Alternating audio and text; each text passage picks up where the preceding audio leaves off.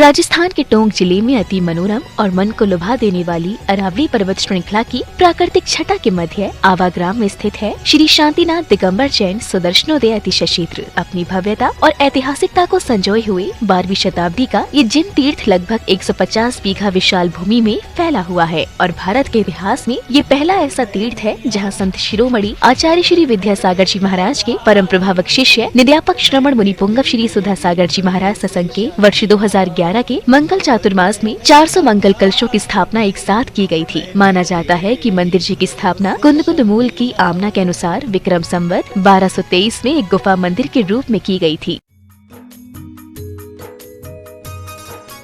इस कार्यक्रम के पुण्यार्जक हैं श्री शांतिनाथ दिगंबर जैन महाअतिशयकारी सुदर्शनोदय तीर्थ क्षेत्र, आंवला जिला, टोंक, राजस्थान।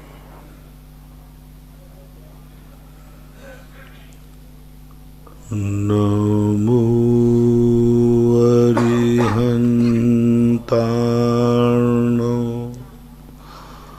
नमो सिद्धार्नो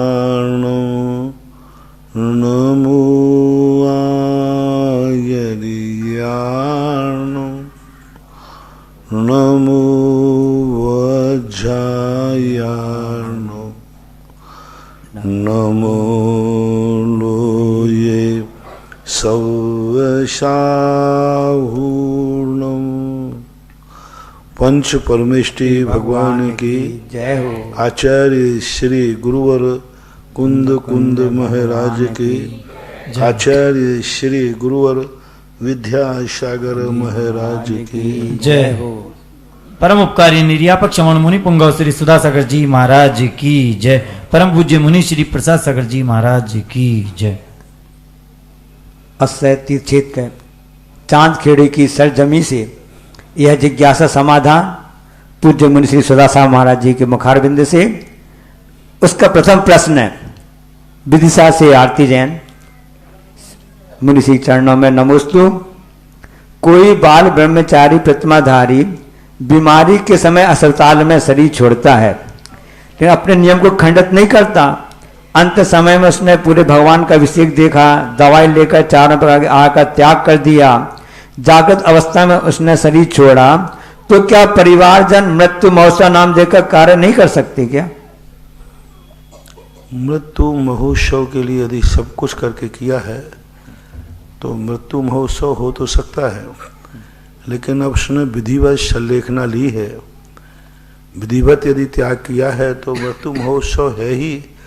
अब महोत्सव में तुम क्या, महोत्सव का अर्थ क्या, सबको भोजन कराना? महोत्सव का तुम किस रूप में मनाना चाहते हो? महोत्सव का एक रूप तो होना चाहिए कि महोत्सव की कैपेसिटी क्या है। आगम में जैन दर्शन में महोत्सव का कोई रूप नहीं लिखा। मुनिराज जब संलेखना पूर्वक मरण करते हैं तो उनका क्या महोत्सव मनाते हैं? कुछ नहीं। सामान्य रूप से आगम में ऐसा कोई बात लिखी नहीं। उसका इस प्रकार मरण होना ही महोत्सव है। परिवार वालों के लिए क्या करना चाहिए ऐसा तो आगम में कुछ लिखा नहीं। उसी के लिए मृत्यु महोत्सव कहा है कि स्वयं के लिए महोत्सव हो गया। परिवार वालों को क्या करना चाहिए आगम में इसका कोई उल्लेख नहीं है।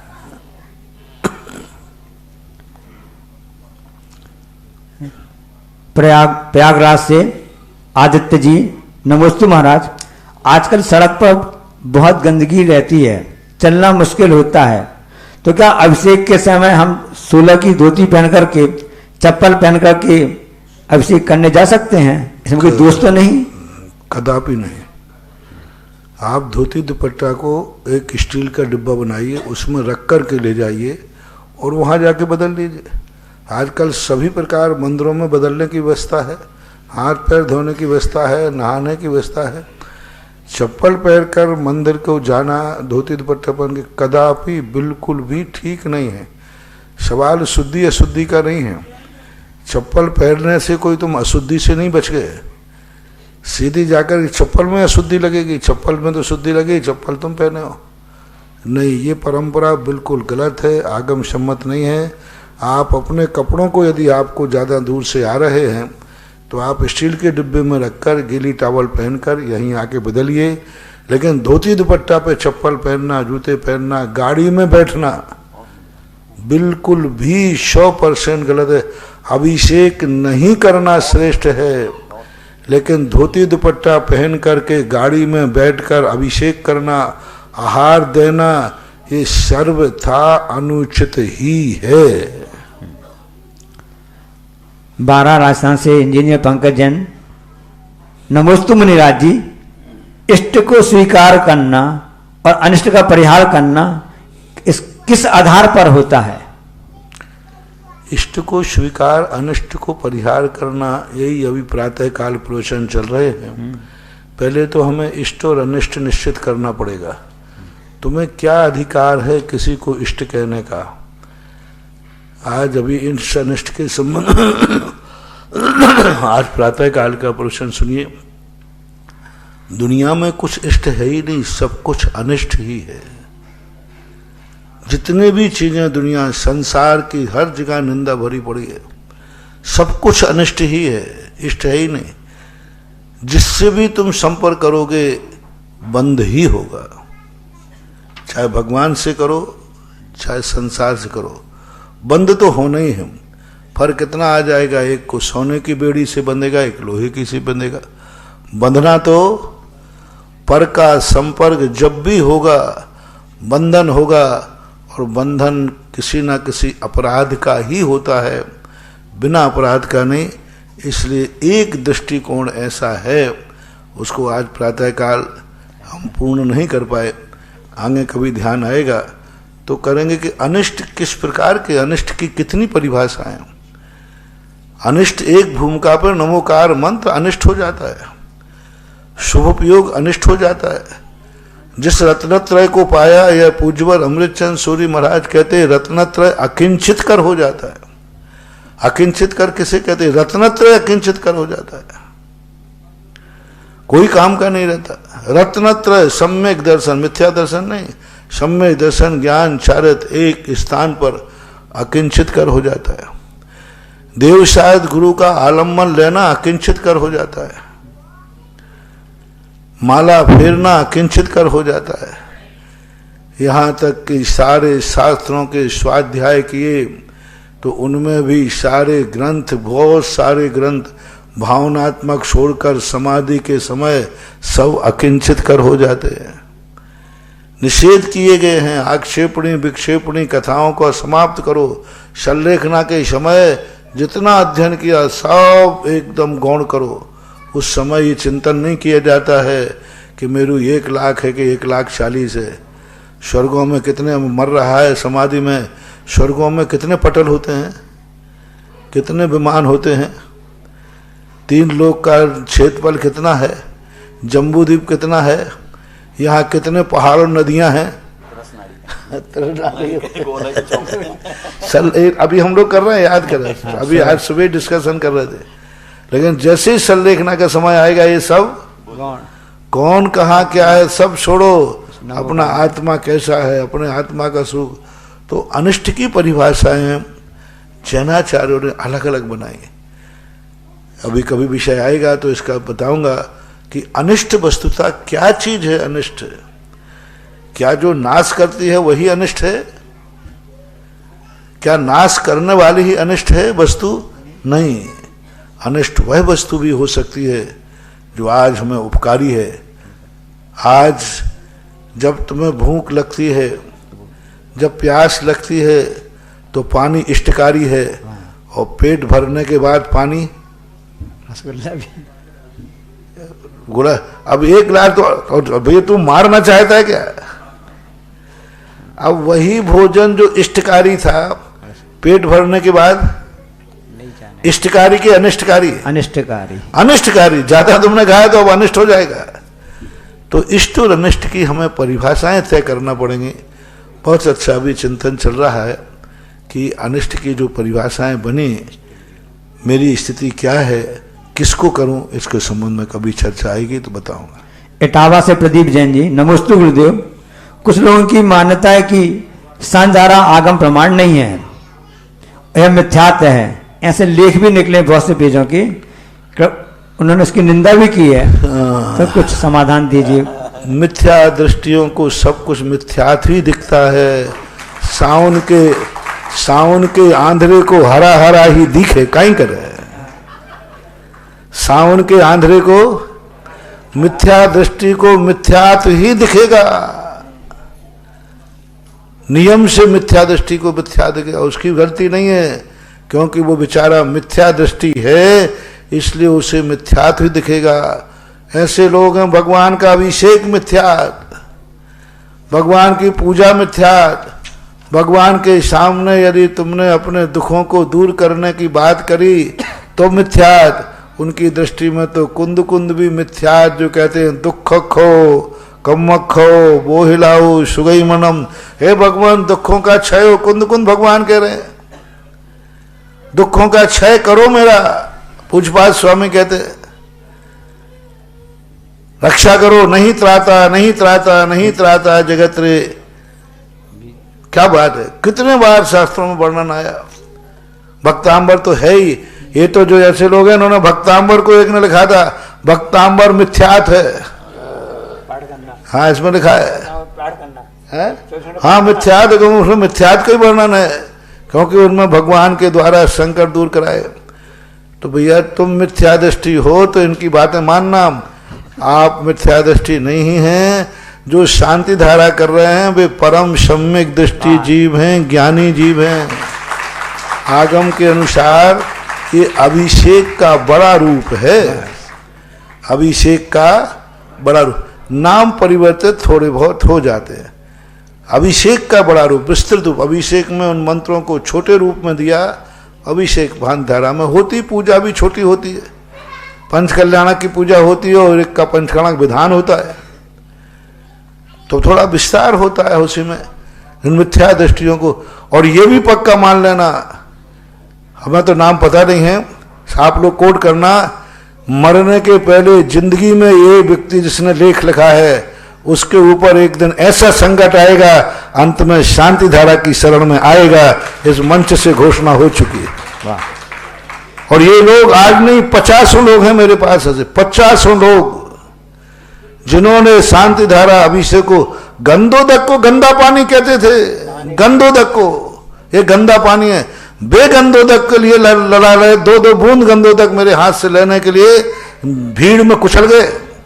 अरे मैंने कहा गंदा पानी है, अरे महाराज ये गंदे डाल दो मेरा बेड़ा पार हो जाएगा। अब जयपुर राजस्थान को तो मैं तो एक एक बच्चे को जानता हूँ, सारी जिंदगी राजस्थान निकल गई मेरी तो। हाँ, पूरे 30 साल 25 साल कितने हो गए, राजा जयंती हो गई। तो राजस्थान में ऐसे ऐसे लोग गंदा पानी कहते थे, 2 बूंद गंदोदक के लिए भीड़ में चला। मैंने कहा बोनो, जब मैं गंदोदक देखा तो बुद्ध के, अरे मैंने गंदा पानी हट जाए, तेरे कपड़े खराब हो जाएंगे। अरे महाराज जी डाल दो, 2 बूंद डाल दो, कल्याण हो जाएगा। नियम से ये मिथ्यात्व कर्म का जब उदय होता है, ऐसे मिथ्या दृष्टि ठोकर खा के होते हैं। मैंने ऐसे लोग देखे जो भगवान के गंदोदक को मिथ्यात कह रहे हैं। ऐसा संकट आता है इनको कि इनसे कहा जाए गधे के पैर धो के पी जाओ तो पी जाएंगे, गधे के पैर धोएंगे एक दिन, देखना। भगवान की शांति धारा गंदोदक को मिथ्यात कहने वाले जीवन पे ऐसा संकट आएगा कि कोई कहेगा गधे की शांति धारा कर ले, तो वो लोटा लेके गधे के पास पहुंच जाएगा और कहेगा हे गधे महाराज, गधा भगवान की जय हो। मेरे भक्तों से मैं कहना हूं, अपन को गधे को बाप नहीं कहना, अपन तो वो आर्ष परंपरा के हैं कि भगवान को ही भगवान कहेंगे। अपने जीवन में वो जीवन आना ही नहीं जहां गधे को बाप कहना पड़े, क्योंकि अपन तो बाप को बाप कहते हैं, अपना तो बाप है। अपन तो भगवान की शरण में जा चुके, अपन को तो अधिकतम ये कहना पड़ेगा हे भगवान घनो संकट है। और भगवान उसको तो गधे से कहना पड़ेगा हे गधा। इसलिए भगवान की शरण में जाने वाले लोग निश्चिंत रहो, इन गधों के बीच में मत आओ। ये एक दिन गधे के पैर धोएंगे। अपन जिनेन्द्र देव के पैर धो रहे हैं, अपन भाग्यशाली हैं। डॉक्टर मगन महान महान ऐसी ऐसी मीना सुंदरी का मिथ्या दृष्टि थी। मानतुंगाचार्य महाराज बैठे तदपा, अब देखिए उद्भूष भीषण जलोधर भार भुगना सोच्याम दशा मुपगता च्युत जीविता तदपाद पंकज रजो मृत दिग्ध देहा मृत्या भवंती मकर ध्वज तुल्य रूपा।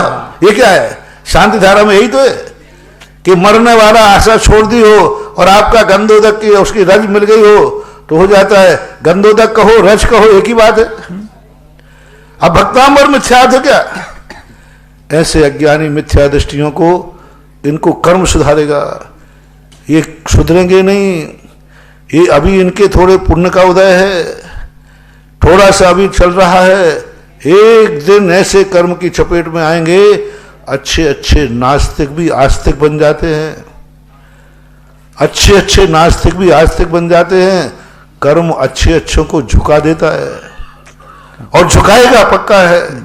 जिस जिस व्यक्ति ने व्यवहार की निंदा की, आज तक ये भी रिकॉर्ड देख लीजिए, जिन जिन लोगों ने भगवान की पूजा पाठ अभिषेक हे कहा है, इनका कभी अंतिम मरण अच्छा नहीं होता। एक व्यक्ति नाम लिए बिना बताता हूं, ऐसा बुरी तरह मरण हुआ, तड़प तड़प के मरा, चिल्ला चिल्ला के मरा और पूरी जिंदगी भर समय सार पड़ता रहा।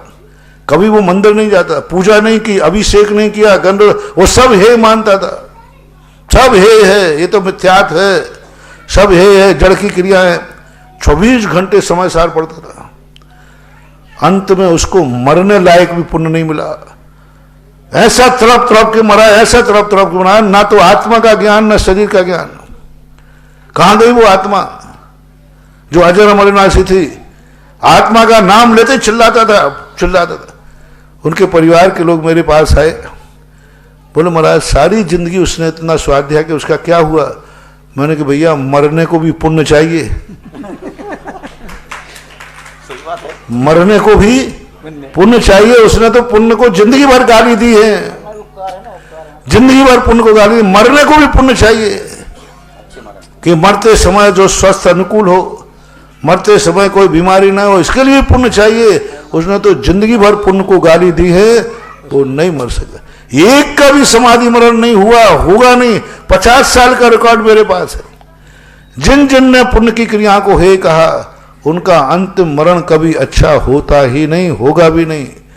इसलिए सावन के आंधळे को, मिथ्या दृष्टि को सब कुछ मिथ्यात्व ही दिखता है। इसलिए उन लोगों के लेखों को मिथ्या दृष्टि का लेख मानकर तुम अपने जीवन में को जब भी संकट आए, दुनिया में दौड़ने की अपेक्षा जिनेंद्र भगवान के पास जाओ और जिनेंद्र भगवान ही शरण है।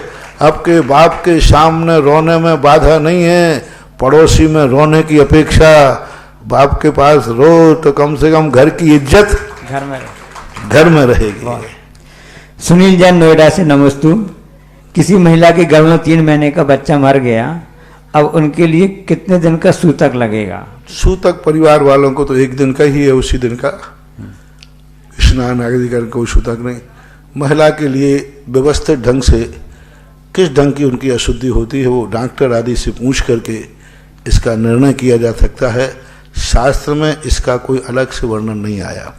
उसकी अशुद्धि कितने समय तक रहती है वो मेरे ज्ञान में नहीं है, वो डॉक्टर से पूछकर आप खुद निर्णय करें।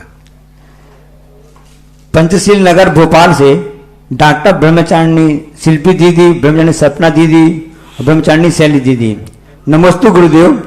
आचार्य जनसेन प्रणीत आदि पुराण पर आधारित 53 क्रियाओं पर पिछले 2 वर्षों से हम तीनों सगी बहनें हर माह गर्भवती महिलाओं को और शिशु को संस्कार मंत्र देते हैं। संयम, व्रत, स्वाध्याय, पूजन, माला, संधारा आदि नियमों का पालन करवाते हैं। उसमें लगभग 700 महिलाओं को गर्भ संस्कार दे चुके हैं। उसमें 70% नॉर्मल डिलीवरी हुई है पूजा आचार्य श्री आप सबके आशीर्वाद से, लेकिन 1-2% मिस कैरेज भी हो जाता है। हम क्या सावधानी रखें कि उन महिलाओं को जो दुख है उनका दूर हो जाए और जैन समाज में इस गर्भ संस्कार के प्रति कैसे जागृति लावें? अच्छे संस्कार, अच्छा जीवन देने के लिए सभी आचार्यों ने वर्णन किए हैं। विधि के संबंध में हम अधिक विधि नहीं बता सकेंगे। हमारी मर्यादा है। लेकिन आप महापुराण के अंदर देखें, आप गृहस्थ हैं, आप साधर्मी के लिए किसी भी प्रकार के संस्कार देने के लिए स्वतंत्र हैं। अच्छी भावना बनाएं, उनको ये कहें कि तुम अपनी ज़िंदगी को संतान को चाहते हो तो कम से कम संतान के लिए तो कुछ त्याग करो। बहुत बार मैं कहा करता हूँ कि मैं ये नहीं कह रहा हूँ कि तुम माता पिता बनो, मैं ये नहीं कह रहा हूँ, लेकिन माता पिता बनते हो तो कुछ चीज़ें अपने बेटों के खातिर त्याग करो। बेटे के लिए संस्कार के लिए त्याग करो। उनके लिए तुम्हें गुस्से का नहीं कर रहा हूँ, कम से कम 9 माह गुस्सा मत करो। तुम अपने लिए नहीं, तुम तो बाद में जम के गुस्सा करना, जम के करना, लेकिन बेटे के कारण गुस्सा मत करो, क्योंकि उसका संस्कार उस पर पड़ेगा। 9 महीने तक तुम अशुद्ध मत खाओ, बाद में तुम्हें जितना खाना हो खाना पीना, कम से कम बेटे की जिंदगी को संभालने के लिए। तो मैं तो यही मानता हूँ, जब किसी से अपना संबंध है तो हमें ये भी सोचना चाहिए कि हमारे कारण से उसकी ज़िंदगी की विपरीतता न बने, ऐसा भाव करना, संस्कार देना चाहिए। इतना ही मैं कह सकूंगा, और क्या। कटनी मध्य प्रदेश से श्रीमती प्रियंका जैन। नमोस्तु गुरुवर, मौजी बंधन क्रिया या उपनयन दो संस्कार क्या कहलाते हैं? क्या ये आगम सम्मत है? दक्षिण की एक परंपरा रही है, उत्तर भारत में ये परंपरा नहीं है। और दक्षिण भारत की ये परंपरा को पूज्य जिनसेन स्वामी ने महापुराण में उल्लेखित किया है। अब 9वीं 10वीं शताब्दी के बाद यह परंपरा चली। 9वीं 10वीं शताब्दी के पहले हमने किसी श्रावकाचार में, किसी और अन्य प्रथमान युग के ग्रंथों में हमें देखने को नहीं मिला। अब 9वीं 10वीं शताब्दी से परंपरा चालू हुई है, तो हम इसका निषेध इसलिए नहीं कर सकते क्योंकि मुझे अधिकार नहीं है, मैं उनकी वाणी को कैसे, लेकिन इतना ही कह सकता हूँ कि 9वीं 10वीं शताब्दी में यह मौजी बंधन की परंपरा आई। संस्कारों की परंपरा जहाँ तक है अनादि अनंत काल की है। बच्चों को संस्कार देना, उनके जन्म के समय संस्कार देना, कि लेकिन एक मौजी बंधन जो क्रिया है, यह क्रिया विचारनीय है। श्रीमती माधुरी जैन, बनगांव जिला दमोह से। नमोस्तु गुरुदेव, विसंयोजना और संक्रमण हम कैसे समझें, क्या अंतर है? सॉरी, ये श्रीमती चंदा जैन का आष्टा का प्रश्न है। श्रीमती चंदा जैन, आष्टा मध्य प्रदेश का है कि विसंयोजना और संक्रमण को हम कैसे समझें? संक्रमण जो द्रव्य है, जो पररूप होने के बाद पुनः वापस लौटना जरूरी नहीं, और विसंयोजना में जो द्रव्य है वह गिरवी रखा जाता है। यूँ मानो एक वस्तु बेच दी जाती है, भाई ये वस्तु आज से तुम्हारी, और एक वस्तु को गिरवी रख दिया जाता है कि भाई अभी तो मैं तुम्हारे लिए दे रहा हूँ, लेकिन बाद में मैं इसको वापस लूँगा। विसंयोजना मात्र अनंतानुबंधी एक ही कर्म की होती है। संक्रमण सभी कर्मों में होता है। आयु कर्म का संक्रमण अन्य प्रकृति रूप नहीं होता, वो तो नियोग है।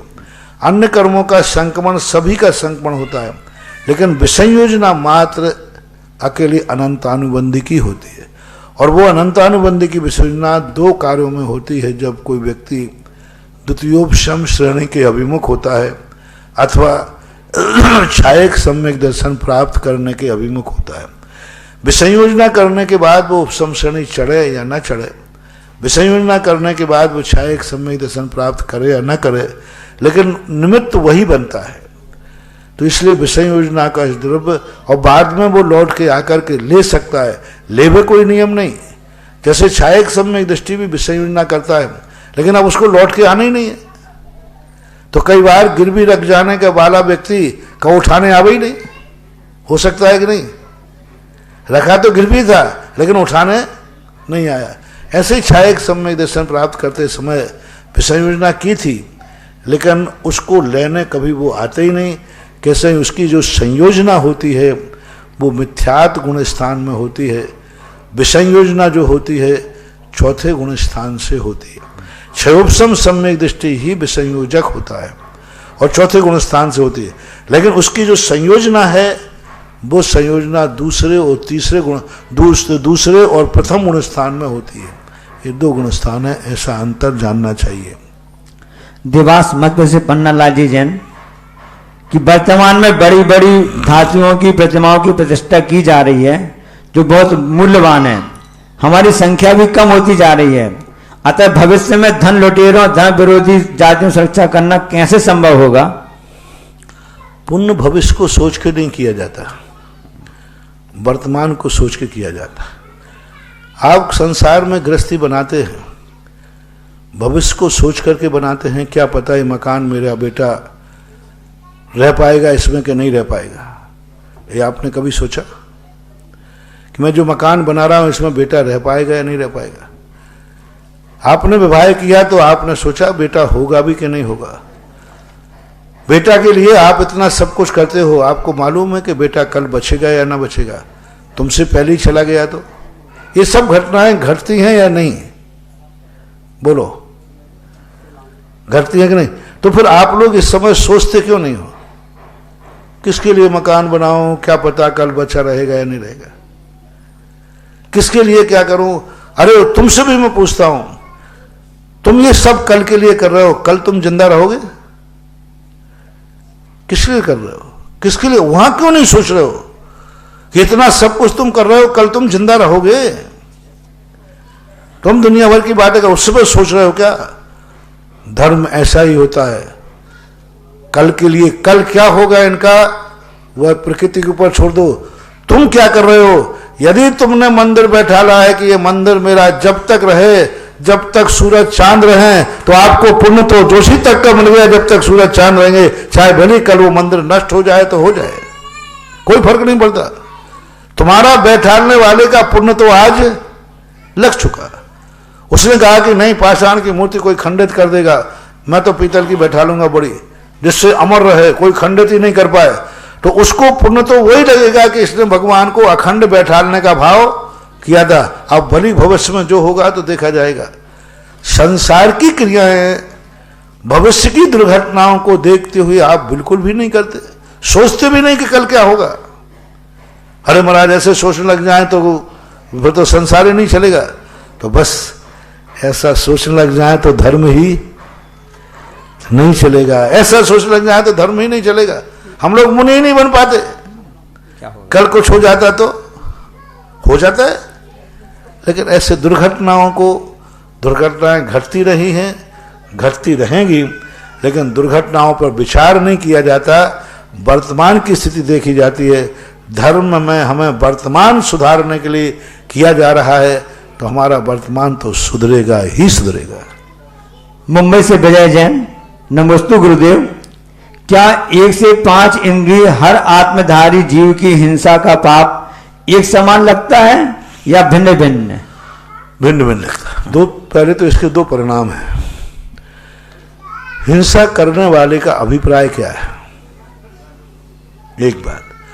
दूसरा, अभिप्राय है तो वह किसकी हिंसा कर रहा है, जिसकी हिंसा की जा रही है उसकी उपयोगिता कितनी है, उसके नाश होने पर कितनों का नाश होगा, उसके मरने पर कितनों का नाश होगा, उसके ऊपर देखा जाता है। जैसे एक राष्ट्रपति के मारने पर पूरा देश अनाथ हो जाएगा, राजा अनाथ हो, कितना बड़ा नुकसान हो गया। एक परिवार से परिवार, तो हमारे यहाँ जिस वस्तु को तुमने नाश किया है उस वस्तु से कितनी हानि हुई, कितने लोगों को नुकसान हुआ, कितने लोगों की जिंदगी बर्बाद हो गई, उसके आधार पर पुण्य और पाप का निर्णय होता है। और पहला जो मैंने बताया, आपके अभिप्राय पर, आपने यदि कसाई के वशीभूत होकर एक लकड़ी को भी तोड़ा, इसको तोड़ दो, इतनी कसाई से किया, तो एक हत्या बराबर पुण्य तुम्हें इस डिब्बी को भी तोड़ने का लगेगा। जीवा जीवा अधिकरण, पूज्यवर उमा स्वामी महाराज, जीव से ही बंद नहीं, अजीब अधिकरण। पत्थर पड़ा था तो ऐसा फेंको पत्थर, ये मेरे चोट लग गया, तो आपने पत्थर को भी कसाय भाव से फेंका है, तो भी आपको उतना ही दोष लगेगा जितना किसी के सिर फोड़ने पर लगता है। आपकी कसाई कितनी थी, आपकी कसाई। आपने जैसे मान लो कोई का चित्र है, उस चित्र के लिए दुश्मन को फाड़ रहा है, इसको गर्दन काट दो, इसका हाथ काट दो, तो आपको बराबर एक हत्या का पाप लगेगा। भली आपने कागज की गर्दन काटी है, लेकिन आपके भाव में किसकी गर्दन काटी? दुश्मन की। आपका भाव क्या था? भली वो कागज था, आपने तो दुश्मन मान के किया ना, तो आपको उस हत्या का पाप, संकल्पी हिंसा का पाप लगेगा। एक कागज में यदि आपने पाया ये मेरे दुश्मन का कागज है, इसके टुकड़े टुकड़े घर बांट दो, तो आपको एक व्यक्ति ने हत्या की है, एक ने कागज फाड़ा है, दोनों को बराबर हत्या का काम लगेगा, क्योंकि तुम्हारी संकल्पी हिंसा है। रावण के पुतला जलाते ना। हाँ, रावण के पुतले में जीवित करके जलाते। रावण के पुतले जलाने में आपत्ति नहीं थी, रावण का पुतला जलाने में आपत्ति नहीं है, लेकिन रावण की जीवित करके प्राण प्रतिष्ठा करके कराना, प्राण प्रतिष्ठा करके उसको जीवित किया जाता है। जैसे भगवान की प्रतिष्ठा होती, बराबर प्राण प्रतिष्ठा होती है, विधान होता है, उसको जीवित करते हैं, जीवित करके फिर मारते हैं। यह संकल्पी हिंसा है, पुतला जलाने में नहीं है। भगवती आराधनाकार ने कहा कुछ नक्षत्रों में जैसे पंचक आदि हैं, उन्होंने कहा मृत पुतले मान करके, घास को बना करके कहा ये मृत पुतला मैं इसमें धारण करता हूं, ये मृत पुतला, जीवित नहीं। मरा हुए पुतले को वहां जलाने को कहा है, जीवित को मार के नहीं। संकल्प हिंसा नहीं है, वहां मृत पुतला है। इस पर मैंने बहुत गौर से पढ़ा। ये नहीं कहा कि ये फलाने जीव को मारता हूं, नहीं, फलाने व्यक्ति के शव को, मतलब एक शव को बांध करके मृत पुतला वहां जलाते हैं, तो वहां पुतला जलाने में दोष नहीं है। पुतला ये जीवित करके उसका पुतला है, वो दोष में। एक किसी का फोटो फट गया या तुम्हें नहीं चाहिए तो उस फोटो को जला दिया, कोई पाप नहीं है, क्योंकि अनादर हो रहा था। या कोई भी चीज फोटो जलाते ही अपन जनवानी जलाते, लेकिन ये मान के जलाना इसको ऐसा जलाओ कि उसके ऊपर इसका नाश हो जाए, तो आपकी कसायों पर आधारित होता है कि आपने किस भाव से किसके साथ क्या व्यवहार किया। महाराज जी, वर्तमान में जो विपक्ष के लोग होते हैं, वर्तमान के जो शासक नेताओं के पुतला जलाते हैं, तो वो पुतला एक विरोधी हिंसा, उनका उनके संबंध में ना तो निषेध है, ना वो स्थापना करते हैं। वो एक गृहस्थ की हम उसका समर्थन नहीं करेंगे, लेकिन गृहस्थ का विरोध भी नहीं करेंगे, क्योंकि वो एक विरोधात्मक पद्धति है और उसमें वहां पर उसको जीवित नहीं किया जाता, प्राण प्रतिष्ठा नहीं की, एक प्रतीकार, उसका नाम पुतला ही है। यहां रावण का पुतला नहीं जलता, रावण जलता है। रावण का पुतला जलाने में आपत्ति नहीं है, रावण का पुतला नहीं जलता, रावण जलता है। दशहरा को मैंने पूरा उसका अध्ययन किया, वहां रावण को जलाया जाता है, रावण के पुतले को नहीं जलाया जाता है। अमर पाटन से राजीव जन शिवरात्रि। नमोस्तु गुरुदेव। हमने ऐसा पढ़ा था कि सूत्र 2 प्रकार के कहे हैं, कारु अकारु, कृपया समाधान करने की महती कृपा। कुछ वर्जन से स्वामी महाराज ने कारु अकारु लिखे हैं। कारु और अकारु, कारु वो कहलाते हैं जो तुम्हारे आंगन तक आते हैं, तुम्हारे वस्त्र धोते हैं, लकड़ी आदि जिनके स्पर्श से स्नान आदि नहीं किया जाता। स्पर्श से, स्पर्श भी हो जाए तो स्नान आदि नहीं करते, लेकिन उनके साथ भोजन आदि भी बैठ के नहीं करते। अकारु वो कहलाते हैं जो सर्वथा स्पर्श के योग्य होते हैं। और मैं पूज्य मुनि श्री उत्तम सागर पुराण सागर महाराज जी से निवेदन करेंगे, अपनी जिज्ञासा रखने की महती कृपा करें। ओम निर्यापक आचार्य श्रीमान श्री सुधा सागर मुनि महाराज की जय। मुनि सुंदर सागर श्री प्रसाद सागर जी, उत्तम सागर जी महाराज की जय। महाराज श्री, आपने कहा कि संसार में सभी अनिष्ट अनिष्ट है, तो फिर तो पीढ़ी जो आज की जो जवान बच्चे मंदिर जाएंगे, बोलेंगे माता पिता मंदिर जाओ, तो यही कहेंगे सब अनिष्ट है अनिष्ट है, वो धर्म सब दूर हो जाएंगे। तो कम से कम देव सास गुरु तो इष्ट है, और कहते हैं उनके बंधन में बंधना तो जरूरी है। जब तक उनके बंधन में नहीं बंधेंगे संसार छूट भी नहीं सकते, तो वो तो कारागृह नहीं कहलाएगा, वो इष्ट कहलाएगा। तो आप हमारी जिज्ञासा सागर जी, हाँ, अभी प्रवचन को हमारे सुनने वाले श्रोता लोग सब समझ गए कल क्या होने वाला है। पहले दिन ऐसा प्रश्न उठाओ कि सबकी दुनिया की धारणाएं सब हो जाएं और प्रश्न पर प्रश्न आ जाए, और दूसरे दिन सब आपने ये भी नहीं सुना था, एक मैं उसी दिन भी थोड़ा कह देता हूँ, कहीं कल कोई मर मुड़ गया तो आधा प्रवचन सुन के जाएगा। तो मैंने ये भी कहा था कि एक दृष्टि वो है जो संसार में कुछ भी अनिष्ट है ही नहीं, सब कुछ इष्ट है, कोई चीज अनिष्ट है ही नहीं, सब कुछ इष्ट है, यह भी कहा था। लेकिन अब इसका खुलासा क्रम से ही कर पाऊंगा। सब कुछ अनिष्ट है, यदि ये नहीं मानोगे तो मोक्ष होने वाला नहीं है। अभी मैं बताऊंगा कि सारा संसार अनिष्ट किनको दिखता है और अनिष्ट है, तो इसलिए अब इसके संबंध में आप माला फेरेंगे, कल प्रवचन में आ जाए, नहीं तो हमारी उधारी लंबी निकल जाती है। और मैं पूज्य मुनिश्री उत्तम सागर महाराज जी से निवेदन करेंगे कि अपनी जिज्ञासा रखने की महती कृपा करें। पूज्य मुनिश्री उत्तम सागर जी महाराज। नमस्तु नमस्तु नमस्तु मुनिश्री। एक जिज्ञासा है कि सामने 4 व्यक्ति आके खड़े हो गए हैं और चारों व्यक्तियों में से एक आपको ज़्यादा चाहते हैं, एक हमें ज़्यादा चाहते हैं, एक दोनों को ही नहीं चाहते हैं और एक दोनों को ही चाहते हैं। तो इसमें हम लोगों का आधे कर्म अनाधे कर्म का उदय है क्या? उन लोगों का मोह भाव है? ना उनका मोह भाव है। 2 चीजें देखना पड़ेंगी। हो सकता है उनका गुणानुराग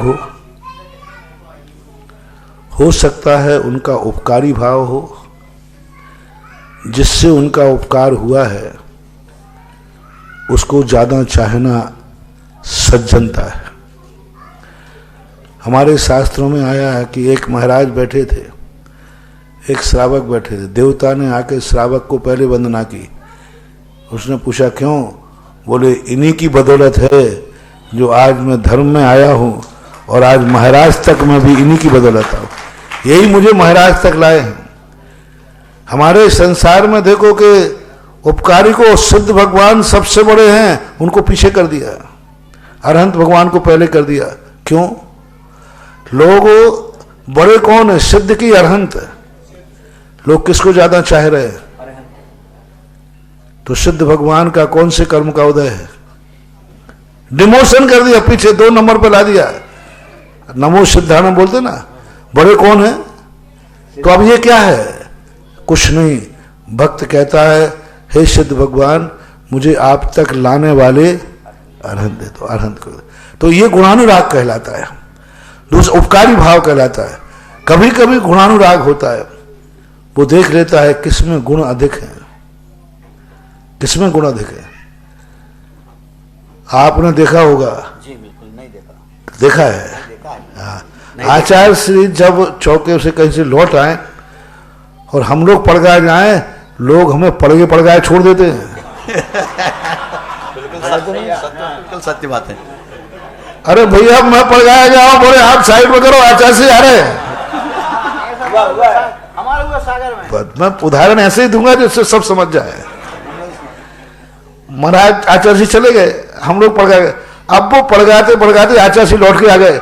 अरे हम लोगों को छोड़ दो, नमस्ते। अरे मरे भैया मैं कहा जाऊं? बोले आप जानो, हम तो आचार्य को पड़गाएंगे। कई बार ऐसा हो जाता है। अब क्या करें बताओ, उन महाराज के कर्म फूटे हैं। नहीं, गुणानुराग वो चाहता है कि शायद मिल जाए, तो गुणानुराग भी कभी कभी होता है। एक तीसरी बात जो है, यदि वो मोहाभिभूत है, यदि वो राग द्वेषात्मक है, तो बराबर वो उसी का दोष है, सब तरफ से उसी का ही दोष माना जाएगा। वीतराग मुद्रा धारण करने के बाद इनकी परिणति अपने आप में इस रूप में नहीं आती। रही बात उनके आधे अनादे नाम कर्म के उदय से, तो ऐसा होता है, उससे भी हो सकता है, वो भी एक कारण बन सकता है, कोई बाधा नहीं। लेकिन एक ही कारण हो ऐसा नहीं, क्योंकि इस प्रकार का पक्ष गुणानुराग, उपकारी भाव, मोह भाव और कर्म भाव चारों से देखा जा सकता है। एकांत नहीं बनाना। परम उपकारी निर्यापक शमन मुनि पुंगव श्री सुधा सागर जी महाराज के चरणों में जिनवाणी चैनल व सुधा कलश चैनल आगम ही ऐसा कहते करेंगे व चंद्रोदय तीर्थ क्षेत्र पर विराजमान दर्शकों द्वारा एवं भक्तों द्वारा बारंबार नमोस्तु नमोस्तु नमोस्तु। प्रथम जिज्ञासा के लिए वृत्ति श्रावक अध्यक्ष शुभोदय तीर्थ विमल जी और इनके पश्चात मंजू जी छाबड़ा जयपुर तैयार रहे। मूल नायक आज अतिशयकारी बड़े बाबा की शांतिधारा के पुण्यार्जक परिवार है।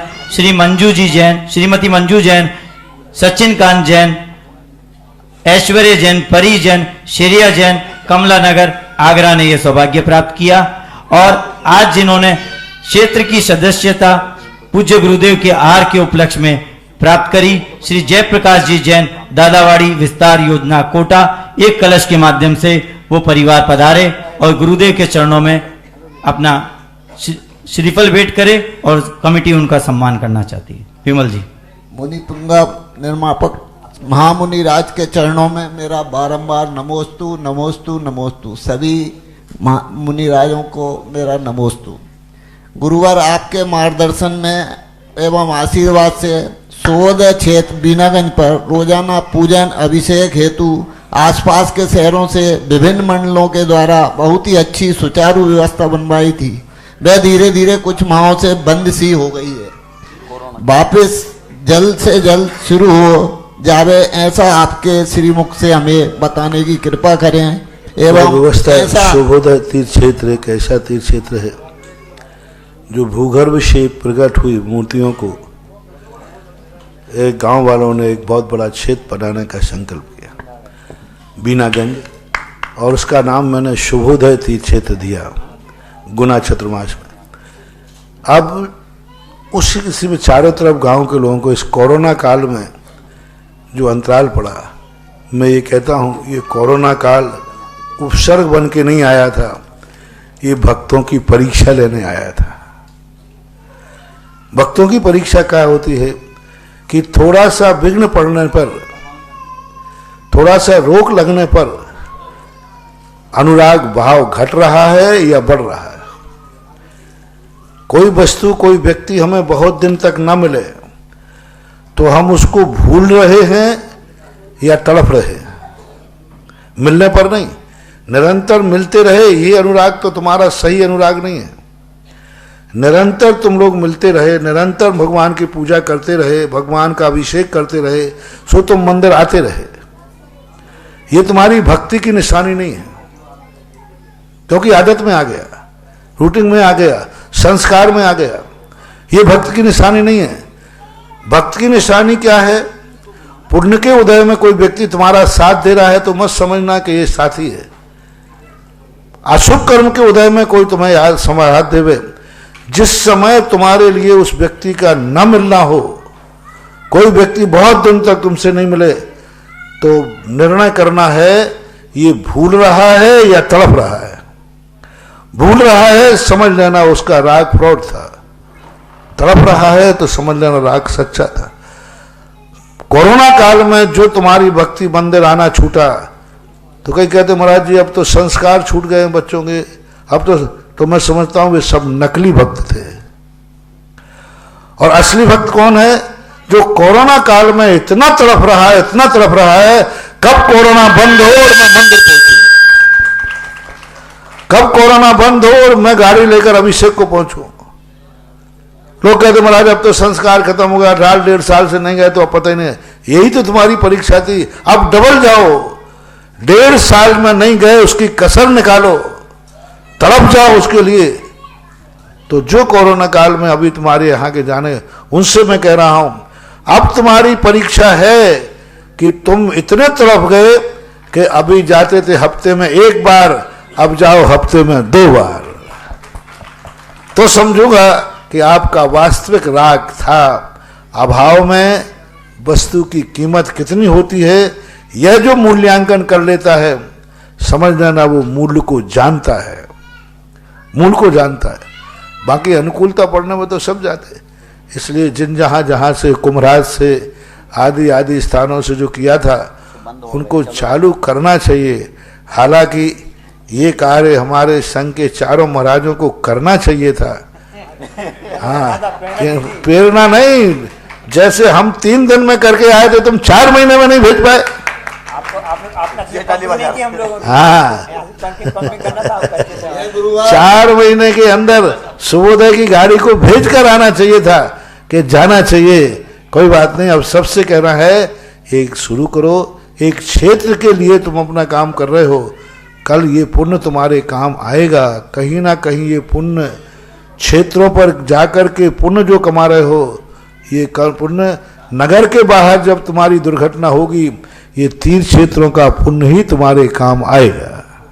गुरुवार तीर्थ क्षेत्र पर निर्माण कार्य काफी गति से चल रहा है। सभी क्षेत्रवासियों को निवेदन है आपसे कि जल्दी से जल्दी उस क्षेत्र पर आपके चरण पड़े, ऐसी सभी की भावना है। हाँ, ये भावना करो। देख, आज भक्ति कलश में एक नाम आया है, ब्रह्मचारिणी सरिता दीदी, ब्रह्मचारिणी उषा दीदी, श्रीमान रामनिवास जी, हरिश्चंद्र जी, राम बाबू, जम्बू कुमार जी, पदम कुमार जी, समस्त कांसल परिवार सांगोद कोटा ने यह सौभाग्य प्राप्त किया है।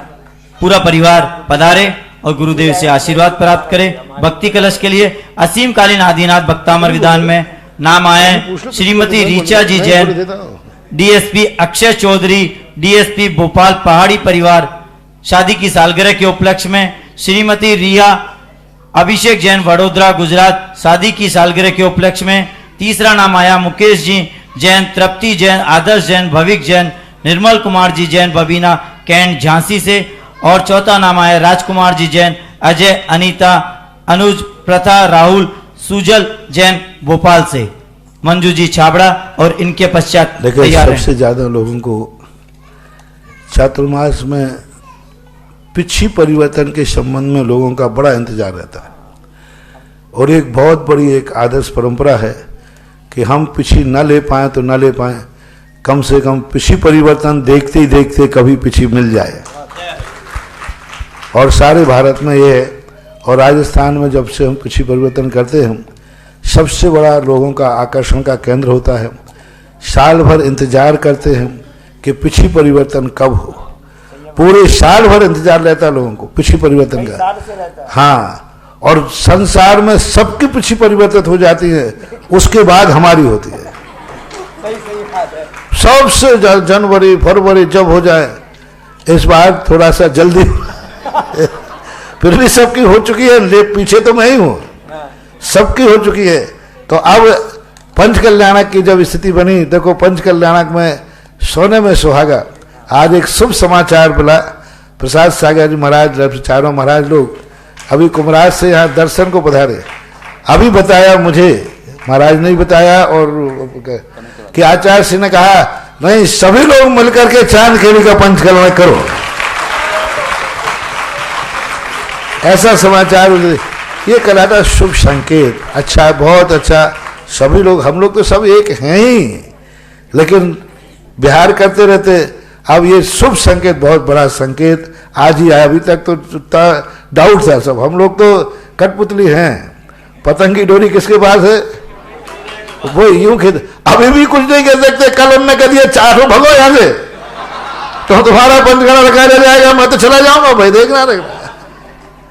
मान लो हम सबको कह दिया आचार्य ने कि नहीं कल ही सुबह बिहार करना है, तो फिर मैं क्या करूंगा, टेक टू ऑर्डर। तो गुरु की आज्ञा सर्वोपरि होती है। तो अब पंचकल्याणक जब होना ही है, तो पहले तो सोचा था 21 तारीख को करने का था बिहार के, लेकिन अब पंचकल्याणक की स्थिति है, तो सभी कमेटी की राय से 16 दिसंबर सुबह भगवान का जन्म होगा, दोपहर में पिछी का परिवर्तन होगा। 16 दिसंबर को ऐसे बना। हाँ, 16 दिसंबर को दिन में ये प्रोग्राम लगभग 1:30 से 2 बजे के बीच में, गुरुवार पर, गुरुवार को दिन में 1:30 से 2 बजे। और ये महाराज श्री ने पंचकल्याणक में जिनको भी 14 से 19 दिसंबर तक जो महाराज श्री ने नारा दिया, सारे तीर्थ बार बार, चंद्रोदय तीर्थ एक बार, ऐसे अनूठे पंचकल्याणक में जिनको भी पात्र बनना हो, वो कमेटी से 14 से 19 दिसंबर तक ये पंचकल्याणक है, वो कमेटी से संपर्क कर सकते हैं। मंजू जी छाबड़ा और इनके पश्चात शैलेंद्र जैन एडवोकेट। वह पथ क्या, पथिक कुशलता क्या, जिस पथ में बिखरे शूल ना हो, वह पथ क्या पथिक कुशलता क्या, जिस पथ में बिखरे शूल न हो। नाविक की धैर्य परीक्षा क्या, जब धारा ही प्रतिकूल न हो। ऐसे ही प्रतिकूल धाराओं में भी स्तंभ की तरह खड़े रहने वाले मेरे गुरुवर के चरणों में कोटिशः नमोस्तु नमोस्तु नमोस्तु। महाराज जी, सभी महाराजों को मेरा बारंबार नमोस्तु नमोस्तु। महाराज जी, अभी शांति धारा के बारे में एक प्रश्न आया। अभी 10 दिन पहले की हमारी कॉलोनी के लाल कोठी मंदिर में पूर्व अध्यक्ष R.K. जैन साहब के लड़के ने गलती से ऑफिस में थिनर पीने में आ गया और वो थोड़ी देर में बेहोश होकर कोमा में चले गए। उसके बाद में महाराज जी 4-5 दिन तक उनकी बिल्कुल कोमा में ही स्थिति रही और उनके घर में रोना धोना शुरू हो गया। उन्होंने मेरे से बोला कि आप एक बार महाराज जी से चांदखेड़े में शांति धारा करवा दो। तो मैंने यहाँ पर समाचार भेजे और उन्होंने शांति धारा करवाई। महाराज जी, दूसरे दिन से ही उनके शरीर में हरकत चालू हो गई, जबकि डॉक्टरों ने भी जवाब दे दिया था कि भाई पता नहीं क्या है, क्या होगा। दूसरे दिन से हरकत शुरू हुई और धीरे धीरे धीरे 3-4 दिन में ठीक हो गए। उनको 3-4 दिन पहले छुट्टी मिल गई हॉस्पिटल से।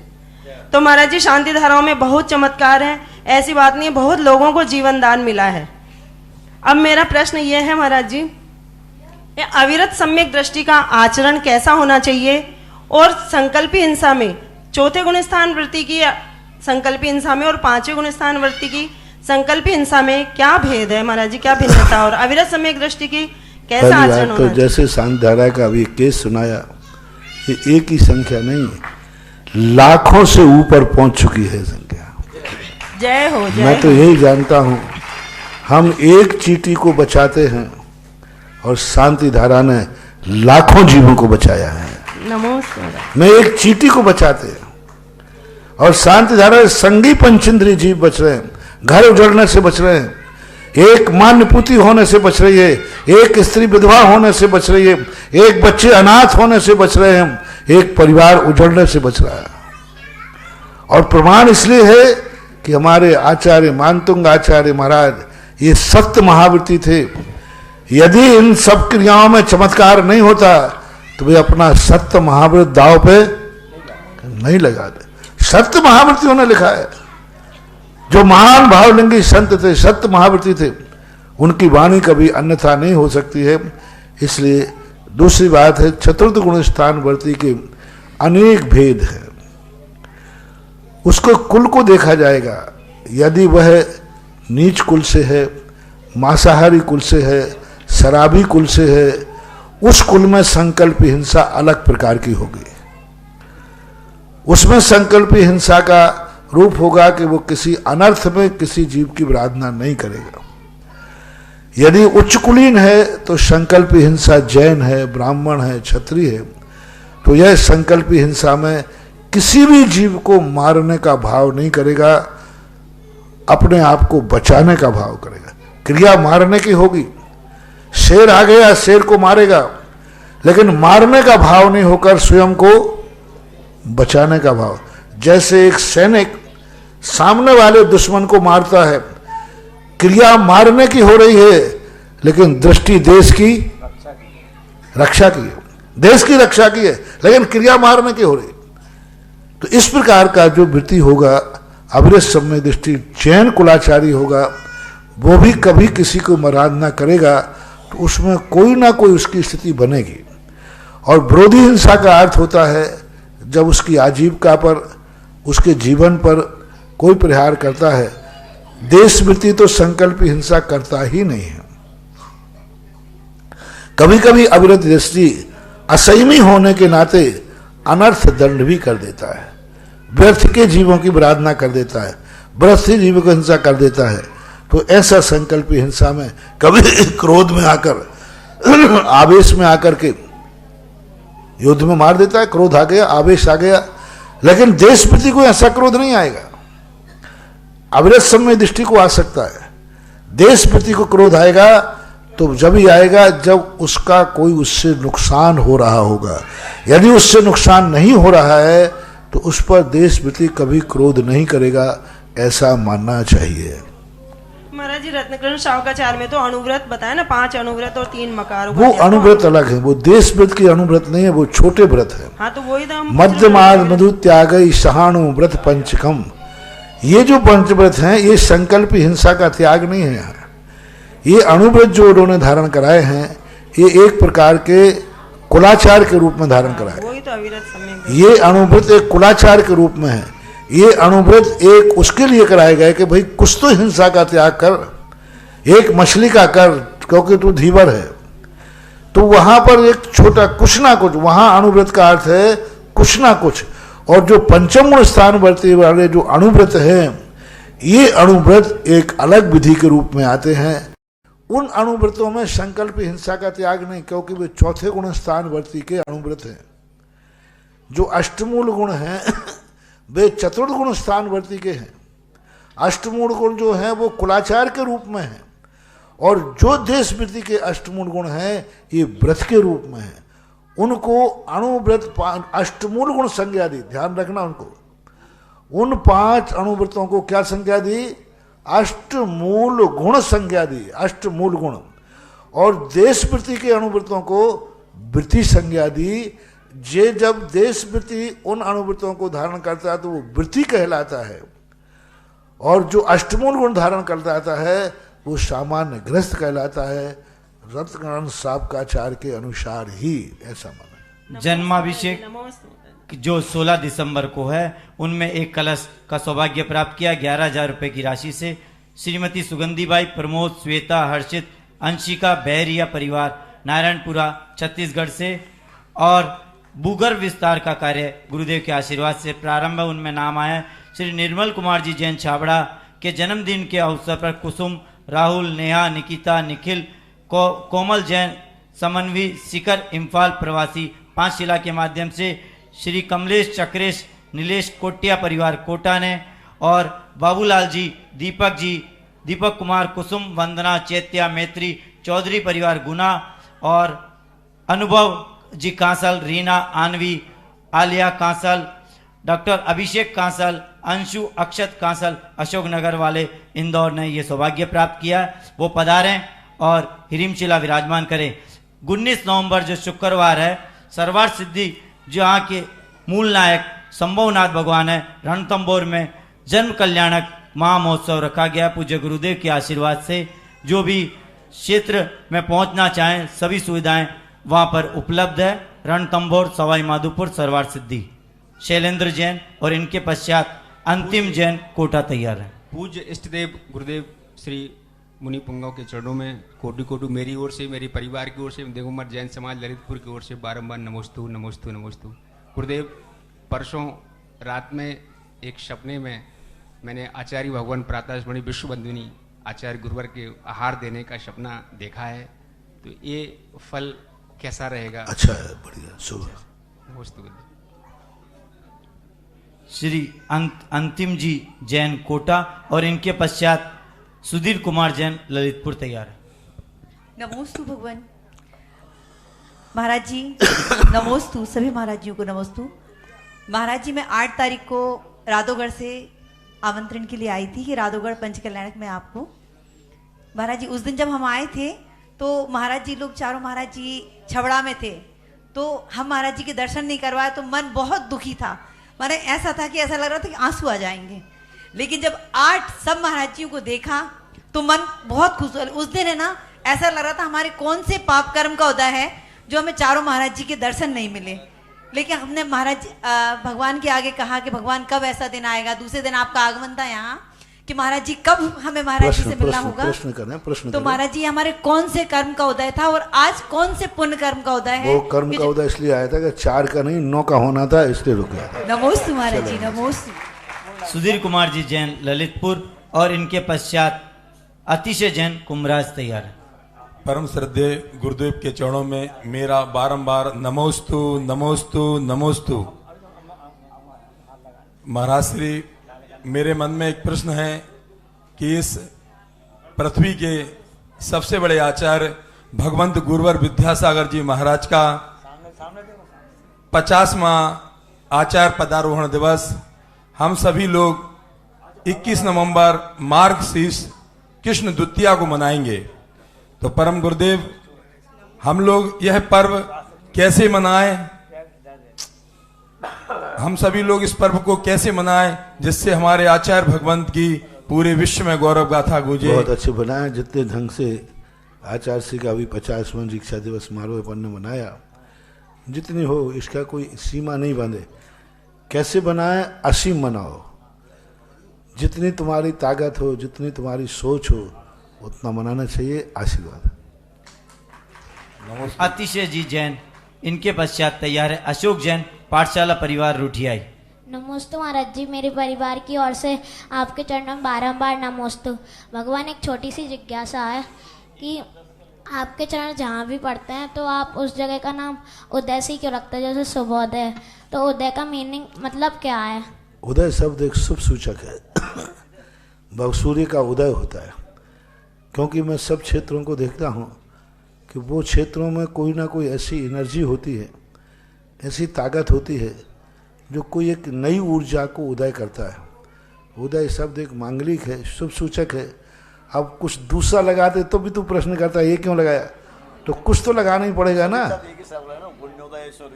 हाँ, एक होता है कि एक श्रृंखलाबद्ध तरीका, और जिन जिन चीज़ों पर उदय लगा है वे तीर्थ क्षेत्र जो जमीन के अंदर थे वे ऊपर हो गए, जो ऑक्सीजन सिलेंडर पर थे, वेंटिलेटर पे थे, वे आज जवानी के समान दौड़ रहे हैं। और जब किसी नाम का सैंपल अच्छा हो जाए तो फिर नाम बदलने की जरूरत नहीं होती। जिस जिस क्षेत्र पर उदय लगे, जहाँ जहाँ लगाया उदय, वो क्षेत्र नियम से दिन दूने रात चौगने, हजारों साल से पड़े हुए, हजारों साल से जो नहीं उठा पाए, भाई आज इतने बड़े उठ गए। चौलेश्वर सबसे प्राचीन क्षेत्र है, 2800 कितने वर्ष पुराना, 55 वर्ष कितने वर्ष पुराना है, वो कभी उठ नहीं पाया। और जैसे उसका नाम देशनोदय तीर्थ से दिया, आज वो तीर्थ क्षेत्र 50-100 बीघा जमीन में विस्तार को प्राप्त हो रहा है। 3000 वर्ष से लेकर के आज तक उस क्षेत्र में बहुत प्रकार की मात्रा पर सब कुछ हुआ, विस्तार नहीं कर पाए। जैसे उसका नाम ये पड़ा, आज वो तीर्थ क्षेत्र 100 बीघा जमीन में क्षेत्र देशनोदय तीर्थ से चौलेश्वर पारसनाथ बन रहा है। गोलाकोट जो है हजारों, ऐसा धराशायी हुआ, ऐसा धराशायी कि लोग वहाँ जाने से नहीं, बाड़ी ले चोरों का अड्डा बन गया। जिस दिन से उसका नाम तीर्थोदय तीर्थ से दिया, आज वो विश्व के मानचित्र पर आ गया। तो जब उदय शब्द अपने आप में सिद्ध हो गया है तो सिद्धि को चलने दे बेटा आराम से। महाराज जी, सुबोदय में कितनी एनर्जी है? सुबोदय की एनर्जी, जब सुबोदय वाले जाग जाएंगे तो उसकी एनर्जी बहुत अच्छी बढ़ जाएगी। नमस्ते महाराज। अशोक जी जैन रूठियाई, उनके पश्चात नरेंद्र जैन रूठियाई तैयार। परम पूज्य निरपेक्ष श्रमण 108 श्री सुधा सागर जी के चरणों में मेरा, मेरे परिवार का और पूरे रोटियाई जैन समाज का अनंत बार नमोस्तु नमोस्तु नमोस्तु।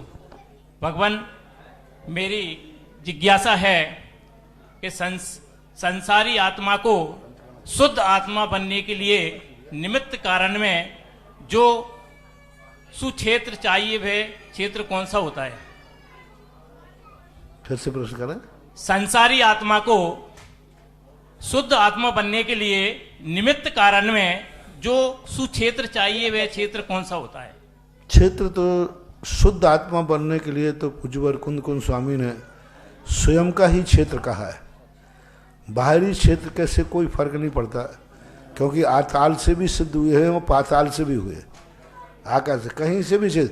3 लोक में ऐसा एक भी स्थान नहीं है 2.5 द्वीप में जहाँ से किसी ने सिद्ध क्षेत्र प्राप्त न किया हो।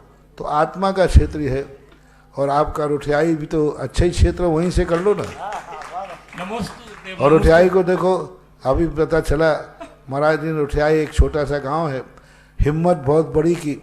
तो हमारे चारों महाराजों ने, प्रसाद सागर जी आदि उत्तम सभी महाराजों ने मिलकर के कुम्हराज समाज को प्रेरणा दी, और रोठियाई समाज के ऊपर बहुत बड़ा सहयोग कुम्हराज समाज से कराया। ये बहुत बड़ी चीज़ है। बड़ा बड़ी समाज वाले छोटी समाज को यदि ऐसे ही कार्य करें, साधु संत ऐसी ही प्रेरणा देवे, तो हमारा सारा समाज एक समान बनकर बराबरी का आ जाएगा। बहुत बड़ा अच्छा काम किया। कुम्हराज समाज बड़ी समाज है, रोठियाई छोटी समाज है। महाराज लोगों ने समाज को पंचकल्याणक में से एक बहुत अच्छा सहयोग जिनेन्द्र देव के मंदिर के लिए कुछ मंदिर तीर्थ क्षेत्र ऐसे हैं जिनका पैसा ब्याजों पे चल रहा है, जिनका पैसा ब्याजों पे चल रहा है, उनके लिए दे रहे हैं ब्याजों पर, जो मांसाहारी हैं, आदिवासियों आदि को ब्याजों पे पैसा चल रहा है, मंदिरों का पैसा। और उसी बाजू नगर के मंदिरों में एक पुजारी का एक बिल का नहीं चुक रहा है, उजड़ रहे हैं। तो ये बहुत बड़ा दुर्भाग्य है। कई मंदिरों में पैसा इतना पड़ा है कि उसका उपयोग नहीं हो रहा है, और कई मंदिरों में ऐसे तो मैं तो आज इस प्रसंग में कहूँगा कि सारे भारत के लोग जिन जिन के पास पैसे पड़े, जिनके पास है, वे आजू बाजू गरीब मंदिर, गरीब समाजों को सहयोग करके उनको अपनी बराबरी पर लाने का प्रयास करें। यही समाज जो कुम्भराज समाज ने रुठियाई समाज के लिए किया, वो साधुवाद के पात्र हैं, आशीर्वाद के पात्र। महाराज श्री, आपने जब बिहार हो रहा था आपका चंद्रोदय तीर्थ चांदखेड़ी के लिए, तो कोटा के एक प्रवास के दौरान किसी ने जिज्ञासा की थी और आपने यही शब्द पूरे भारत के लोगों से कहा था कि जो पैसा पड़ा है, जिन लोगों पर इनको आवश्यकता है वो दें। उसी भावना के साथ में हमने पूज्य प्रसाद सागर जी के पास हम लोग गए और उनसे हमने निवेदन किया और उन्होंने हमारे लिए बहुत बड़ा एक बहुत अच्छा, बहुत अच्छा। नमोस्तु। नरेंद्र जी जैन रुठियाई। निर्यापक श्रमण पूज्य मुनि श्री सुधा सागर जी महाराज मंच पर विराजित, पूज्य मुनि श्री प्रसाद सागर जी महाराज, पूज्य मुनि श्री उत्तम सागर जी महाराज, पूज्य मुनि श्री पुराण सागर जी महाराज, समस्त मुनिराजों के चरणारविंद में मेरा, मेरे परिवार की ओर से और जैन समाज रुठियाई की ओर से बारंबार नमोस्तु नमोस्तु नमोस्तु। हे गुरुदेव, हम शास्त्रों से सुनते थे कि यहाँ पर संतों के चरण पड़ते हैं भयभूमि धर्म भूमि बन जाती है, लेकिन 2014 में जब आपने रुठियाई में प्रवेश किया तो हमने साक्षात देखा भूमि तीर्थ क्षेत्र बन गई। सारे नगर में हम कभी सोच नहीं सकते थे, ऐसा आशीर्वाद आपने दिया। गुरुदेव, जिज्ञासा यह है कि आपके चरण पड़ने से जो आपने व्यवस्था वहां लागू की थी, शांतिधारा, महायज्ञ नायक, यज्ञ नायक, सारी व्यवस्थाएं व्यवस्थित चल रही हैं गुरुदेव। और जब भी कोई परेशानी आती है, आपका स्मरण करने से परेशानी दूर हो जाती है।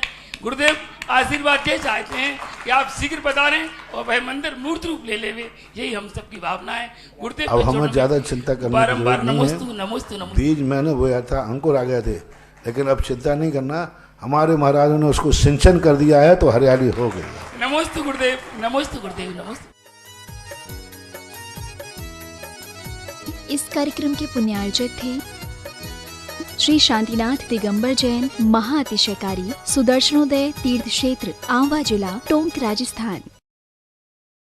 इस भव्य तीर्थ का भव्य पंच कल्याणक भी किया गया और क्षेत्र को पूज्य मुनिश्री ने नाम दिया श्री शांतिनाथ दिगंबर जैन अतिशय क्षेत्र, सुदर्शनोदय आवा। और साथ ही साथ ये भी बतलाया कि ये तीर्थ सर्वाधिक 4 लाख एनर्जी वाला इस धरा का सबसे अधिक चमत्कारी तीर्थ है। इस तीर्थ का ये परम अतिशयकारी प्रभाव है कि कुछ दिन ठहरने से एवं यहाँ विराजमान श्री 1008 भगवान शांतिनाथ जी की अति प्राचीन प्रतिमा के मंगल अभिषेक एवं पावन शांति धारा के प्रभाव से असाध्य रोग भी ठीक हो, शहरी कोलाहल से दूर एकांतमय साधना के लिए उत्तम इस तीर्थ क्षेत्र में आने वाले यात्रियों के लिए आवास व भोजन की समुचित व्यवस्था है। आप सभी साधर्मी बंधुओं से अनुरोध है कि आप भी सपरिवार महाअतिशयकारी श्री शांतिनाथ दिगंबर जैन सुदर्शनोदय तीर्थ क्षेत्र आवा में पधार कर प्रभु दर्शन कर सुख शांति और समृद्धि प्राप्त करें और तीर्थ की भव्यता के लिए निरंतर जारी निर्माण व विकास कार्यों में सहभागी बन सातिशय पुण्य लाभ लें।